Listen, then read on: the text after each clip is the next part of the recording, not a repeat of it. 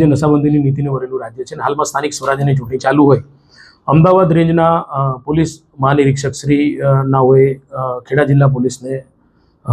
આ સંદર્ભે કડક હાથે કાર્યવાહી હાથ ધરવા જણાવતા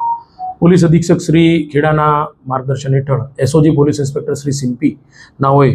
છેલ્લા 3 દિવસની અંદર જુદી જુદી જગ્યાએથી માહિતી મેળવી અને નાર્કોટિક્સ એક્ટ હેઠળના 2 ગુના શોધી કાઢેલ છે,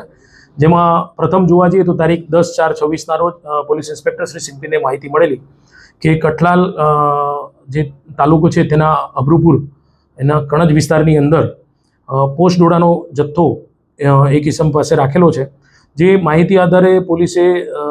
એનડીપીએસ એક્ટની જે નિયમ અનુસારની કાર્યવાહી પૂર્ણ કરી અને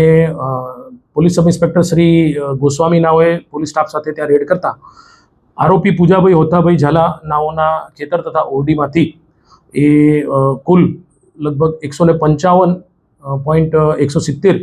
ગ્રામ પોસ્ટ ડોડાનો જથ્થો મળી આવેલો, જેની બજાર કિંમત લગભગ 23 લાખ ઉપરાંતની થાય છે.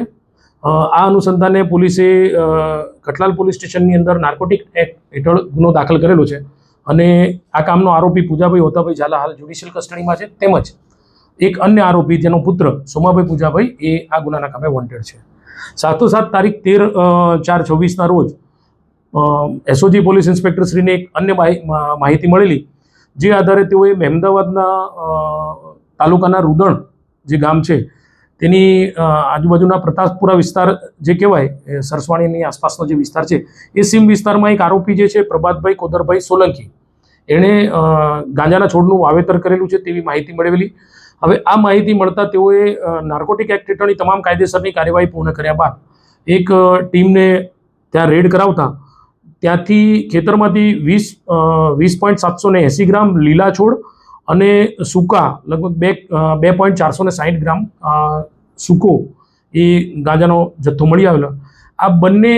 કેસ અનુસંધાને પોલીસે નાર્કોટિક એક્ટ હેઠળ કાર્યવાહી હાથ ધરેલી છે અને હાલમાં આજે બીજો જે ગુનો નોંધાયેલો છે તેનો આરોપી જે કહેવાય પ્રભાતભાઈ કોદરભાઈ સોલંકી એ પોલીસે એરેસ્ટ કરી અને રિમાન્ડ ઉપર છે. આમ જોવા જઈએ તો છેલ્લા 3 દિવસની અંદર પોલીસે 35 લાખથી વધુનો નાર્કોટિક્સનો જે મુદ્દામાલ શોધી અને કુલ 2 આરોપીની અટકાયત કરેલ છે અને ખૂબ જ સારી